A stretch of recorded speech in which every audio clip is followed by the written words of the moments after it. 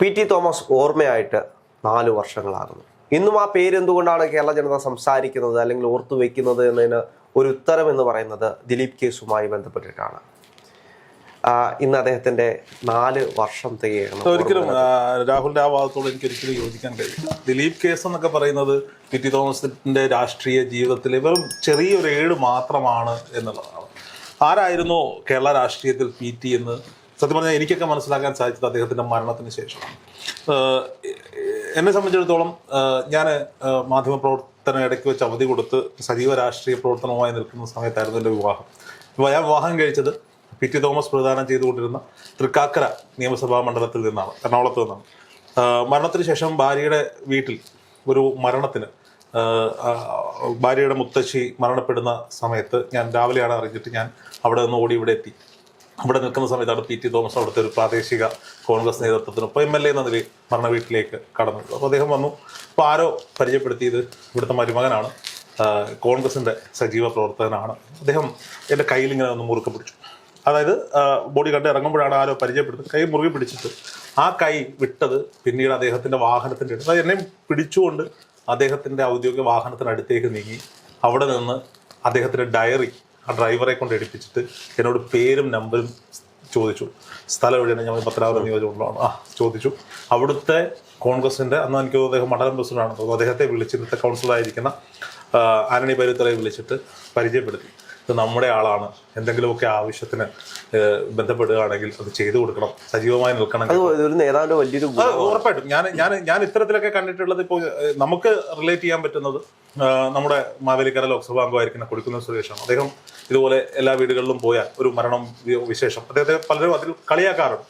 പക്ഷെ നമുക്ക് അദ്ദേഹത്തിനോട് ഉണ്ടാകുന്ന ഒരു റെസ്പെക്ട് ഉണ്ട്. ഈ മനുഷ്യൻ അതിൻ്റെ ഒരു ആവശ്യമില്ല, ശരി കേട്ടോ എന്നും പറഞ്ഞ് പോകേണ്ടുന്നിടത്ത് നിന്ന് വിളിച്ചുകൊണ്ടുപോയി, ആവശ്യമുണ്ടെങ്കിലും ഇല്ലെങ്കിലും അദ്ദേഹത്തിന്റെ ഡയറിയിൽ അന്നത്തെ ഡേറ്റിൽ എൻ്റെ പേരെഴുതിയാണ് പത്തനാപുരം രോഹിത് യൂത്ത് കോൺഗ്രസ് എന്ന് പറഞ്ഞിട്ട് പേരെഴുതിയിട്ട് പോയ ഒരു മനുഷ്യൻ. പിന്നീട് അദ്ദേഹത്തിന്റെ മരണം, അതായത് ഈ കഴിഞ്ഞ 2ാം പിണറായി സർക്കാരിൽ വലിയ ഭൂരിപക്ഷത്തിൽ വിജയിച്ചു വരികയും പിന്നീട് പെട്ടെന്ന് അദ്ദേഹത്തിന് മരണം സംഭവിക്കുകയും ചെയ്യുന്നു. പിന്നീട് അദ്ദേഹത്തിന്റെ മരണത്തിന് ശേഷം വരുന്ന ഉപതെരഞ്ഞെടുപ്പിൽ ഞാനന്ന് മാധ്യമപ്രവർത്തകനായി സജീവമായി എറണാകുളത്തുണ്ട്. അപ്പോൾ അതിൻ്റെ മുഴുവൻ റിപ്പോർട്ടിങ്ങിലും തുടക്കം മുതൽ സ്ഥാനാർത്ഥി നിർണയം മുതൽ ഇങ്ങോട്ടേക്ക് ആ വിജയാഘോഷം വരെ റിപ്പോർട്ട് ചെയ്തൊരു മാധ്യമപ്രവർത്തകനും കൂടിയാണ്. മരണത്തിന് ശേഷം പി.ടി. തോമസിനെ എങ്ങനെയൊക്കെ ഉപദ്രവിക്കാമോ അത്തരത്തിലൊക്കെ ഇവിടുത്തെ ഇടതുപക്ഷവും ബി.ജെ.പിയും അടങ്ങുന്ന ഓപ്പോസിറ്റ് കക്ഷികൾ കൃത്യമായി ഉപദ്രവിച്ചിട്ടുണ്ട് എന്നുള്ളതാണ്. അദ്ദേഹത്തിന്റെ കുടുംബത്തിനെ പി.ടി. തോമസിന്റെ മരണത്തിന് ശേഷം തൃക്കാക്കരയിൽ ആര് സ്ഥാനാർത്ഥിയാകണമെന്ന് ചർച്ച വരുന്നപ്പോഴാണ് പി.ടി. തോമസിന്റെ ഭാര്യയിലേക്ക്, ഉമാ തോമസിലേക്ക് ആ പേരെത്തുന്നത്. ഒരുപക്ഷെ ഉമാ തോമസ് പി.ടി. തോമസിന്റെ ഭാര്യ എന്ന ഒരു ഘടകം 50% ആ സ്ഥാനാർത്ഥി നിർണയത്തെ ബാധിച്ചിട്ടുണ്ടെങ്കിൽ പോലും ഒരു പഴയ KSUക്കാരി, മഹാരാജാസ് കോളേജിൽ സജീവ KSU പ്രവർത്തകയായിരുന്ന ഉമ, പി.ടി. തോമസ് എന്ന് പറയുന്ന KSUവിന്റെ തീപ്പൊരി നേതാവുമായി ഉണ്ടായ പ്രണയം, പിന്നീട് അവരുടെ വിവാഹം, ആ പഴയ KSUക്കാരി ഉണർന്നു വരുന്ന ഒരു കാഴ്ചയാണ് പിന്നീട് കണ്ടത്. പി.ടിയുടെ ഓർമ്മകളിൽ അവർ കൊടുത്ത ബൈറ്റുകൾ മുഴുവൻ അവരെ ട്രോൾ ചെയ്യുന്ന ട്രോൾ മെറ്റീരിയലാക്കി ഇടതുപക്ഷവും ബി.ജെ.പിയും മാറ്റി എന്നുള്ളതാണ്. ആ സമയത്താണ് കേരളയിൽ സമരങ്ങളൊക്കെ കേരളത്തിൽ കത്തി നിൽക്കുന്ന സമയത്ത് മുഖ്യമന്ത്രി പിണറായി വിജയൻ നേരിട്ടെത്തി 4 ദിവസം ക്യാമ്പ് ചെയ്ത് തൃക്കാക്കര പിടിക്കും. അവിടെ ഒരു സഭയുടെ സ്ഥാനാർത്ഥിയായി ഡോക്ടർ ജോ ജോസഫിനെ പോലെ ഒരാളെ അവതരിപ്പിക്കുന്നു. പക്ഷേ എല്ലാ പ്രതിബന്ധങ്ങളെയും തച്ച് തകർത്തുകൊണ്ട് 4 ലക്ഷത്തിൽ പല വോട്ടുകളുടെ ഭൂരിപക്ഷത്തിൽ ഉമാ തോമസ് വിജയിച്ചു വരുന്ന കാഴ്ച, അതോടുകൂടി UDFന്റെ പ്രവർത്തകർ ഒന്നാകെ ഉണർന്നു വരുന്ന ഒരു കാഴ്ച ഒക്കെ നമ്മൾ കണ്ടതാണ്. പി.ടി. തോമസിന് ശേഷം തൃക്കാക്കര മണ്ഡലം ഉമാ തോമസിന് പിടിക്കാൻ സാധിച്ചെങ്കിലും കഴിഞ്ഞ 4 വർഷക്കാലങ്ങളിൽ അവർക്കുണ്ടായ അപകടത്തിന്റെ ഒരു കാലഘട്ടം ഒഴിച്ചു നിർത്തിയാൽ കൃത്യമായ പ്രവർത്തനങ്ങളൊക്കെ നടത്താൻ സാധിച്ചെങ്കിലും പി.ടി. തോമസ് എന്ന് പറയുന്ന നിലപാടുകളുടെ രാജകുമാരന്റെ ഒരു ഒഴിവ് കേരള രാഷ്ട്രീയത്തിൽ എവിടെയോ മങ്ങിക്കിടക്കുന്നുണ്ട് എന്നാണ്. തൻ്റെ ബോധ്യങ്ങൾക്കുമേൽ, തൻ്റെ നിലപാടുകൾക്കുമേൽ മറ്റൊന്നിനും സ്ഥാനമില്ല എന്ന് രാഷ്ട്രീയം പഠിക്കുന്ന രാഷ്ട്രീയ വിദ്യാർത്ഥികൾക്ക് ഇവിടുത്തെ സമൂഹത്തിന് കാണിച്ചു കൊടുത്ത, ജീവിതം കൊണ്ട് കാണിച്ചു കൊടുത്തൊരു മനുഷ്യനാണ് പി.ടി. തോമസ്. ദിലീപ് കേസിന്റെ റെഫറൻസ് രാഹുൽ എടുത്തത് ഒരു പക്ഷേ ഇന്ന് കത്തി നിൽക്കുന്ന വിഷയം അതായത് കൊണ്ടാകാം. ഒരു ജനപ്രതിനിധിയുടെ ഉത്തരവാദിത്വത്തോടുകൂടി തൻ്റെ മണ്ഡലത്തിൽ വെച്ച് അങ്ങനെ ഒരു അപകടം നടന്നു, അങ്ങനെ ഒരു നടക്കാൻ പാടില്ലാത്തത് നടന്നു എന്ന് പറഞ്ഞാൽ ആരും വിളിക്കാതെ അവിടെ ഓടിയെത്തിയൊരു നേതാവ്. അതൊരു നടിയായതുകൊണ്ട് മാത്രമല്ല, അത് ഈ നാട്ടിലെ ഏതൊരു ആൾക്ക് അങ്ങനെ ഒരു അപകടം സംഭവിച്ചാൽ PT അവിടെ ഓടിയെത്തുമായിരുന്നു എന്നുള്ളതാണ്. അല്ല, അതിന്റെ പരിണിത ഫലമാണ് PT-യുടെ അന്ത്യ അവസരത്തില് തടിച്ചുകൂടിയ ജനങ്ങളാണെങ്കിലും അവരുടെ മുദ്രാവാക്യങ്ങളിലെ കണ്ണുനീരാണെങ്കിലും. ഉമ്മൻചാണ്ടിയുടെ മരണത്തിന് മുമ്പ് നമ്മുടെയൊക്കെ കാലഘട്ടത്തിൽ ഒരു മരണത്തെ ഇത്രത്തോളം വൈകാരികമായി മലയാളി ജനത ഏറ്റെടുത്തിട്ടുണ്ടെങ്കിൽ അത് PT തോമസ്. എറണാകുളത്ത് നിന്ന് ഇടുക്കിയിലേക്ക് അദ്ദേഹത്തിന്റെ സ്വദേശത്തേക്ക് നടന്ന ഒരു വിലാപയാത്രയുണ്ട്.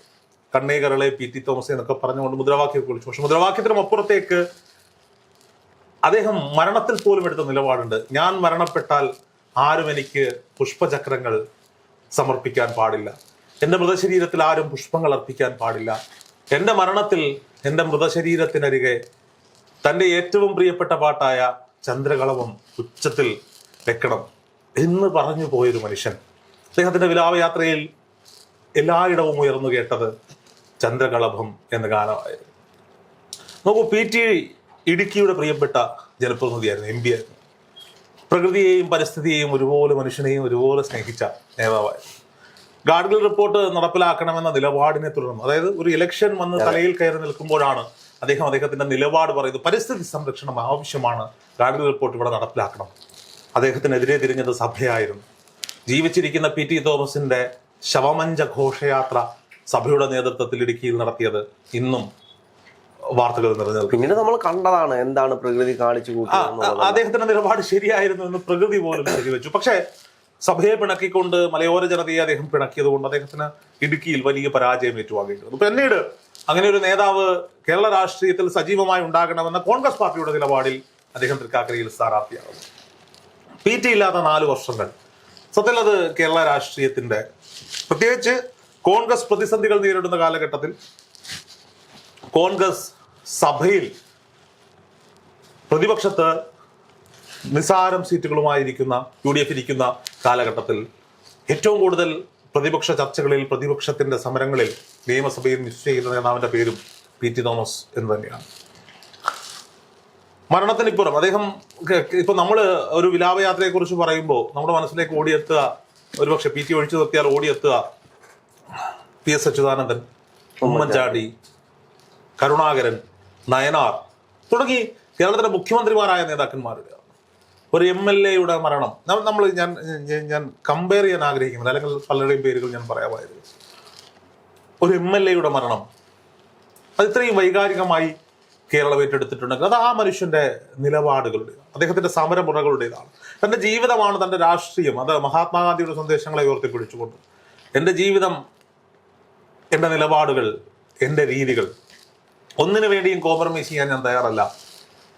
എൻ്റെ ബോധ്യങ്ങളിൽ ഞാൻ ഉറച്ചു നിൽക്കും. പൊതുസമൂഹവും രാഷ്ട്രീയ പ്രവർത്തകരും അതുകൊണ്ട് എനിക്കുണ്ടാകുന്ന നഷ്ടങ്ങൾ എത്ര തന്നെയായാലും ആ നഷ്ടങ്ങളെ പേറാൻ, സഹിക്കാൻ ഞാൻ തയ്യാറാണ് എന്ന് ഉറക്കെ വിളിച്ചു പറഞ്ഞു ജീവിതം കൊണ്ട് PT തോമസ്.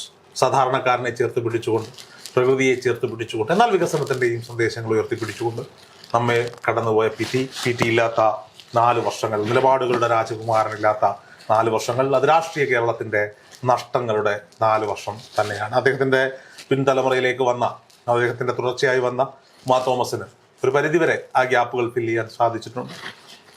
പിന്നീടുണ്ടാവുന്ന അവരുടെ അപകടവും മറ്റും, അതിൽ നിന്ന് അവർ കേരളത്തിലെ ജനങ്ങളുടെ പ്രാർത്ഥനയിൽ അവർ ഉയർത്തെഴുന്നേറ്റ് വന്നതുമൊക്കെ നമ്മൾ കണ്ടതാണ്. എന്തായാലും കേരളത്തിൽ എല്ലായിടങ്ങളിലും PT തോമസിന്റെ അനുസ്മരണ പരിപാടികൾ നടക്കുകയാണ്. അദ്ദേഹത്തിന്റെ ഓർമ്മകൾക്ക് മുന്നിൽ നേഷൻ ഫസ്റ്റും ഓർമ്മ പൂക്കൾ അർപ്പിക്കുകയാണ്. Thank U.